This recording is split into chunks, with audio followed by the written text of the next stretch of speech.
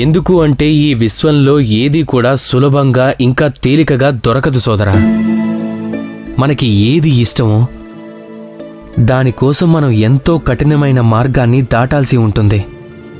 ఇక ప్రేమ అనంతం సోదరా. ప్రేమ కోసం ఈ ప్రపంచంలో అన్ని దుఃఖాలని అన్ని బాధలని ఎదుర్కోవటానికి నేను సిద్ధంగా ఉన్నాను.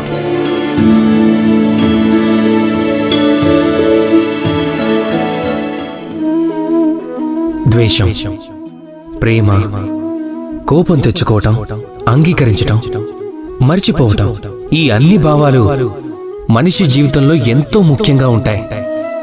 చూసినట్టయితే గనక ఈ భావాలు లేకుండా మనిషి యంత్రం కంటే కొంచెం మాత్రం ఎక్కువ, అంతకుమించి ఏం లేదు. ఒకవేళ మీరు ఈ భావాలను తప్పుగా తీసుకుంటే గనక అప్పుడు ఇది కూడా మనిషిలాగే ఉండనివ్వదు. ఒకవేళ ద్వేషం గురించి మాట్లాడితే, మీరు ఒక వ్యక్తిని ద్వేషిస్తున్నారు అంటే ఎందుకు? వ్యక్తితో ద్వేషం ఎందుకు? వారి అలవాట్లను మీరు ద్వేషించండి. ఏ అలవాట్లయితే ఆ మనిషిని చెడ్డవాణ్ణి చేశాయో, ఎందుకంటే ఆ అలవాట్లు మారుతూ ఉంటాయి. కాబట్టి మీరు వారి మాటలకు కోప్పడండి, కానీ వారి మీద కాదు. ఎందుకంటే మాటలు మారిపోతూ ఉంటాయి. మర్చిపోండి వారి తప్పులను, వారిని కాదు.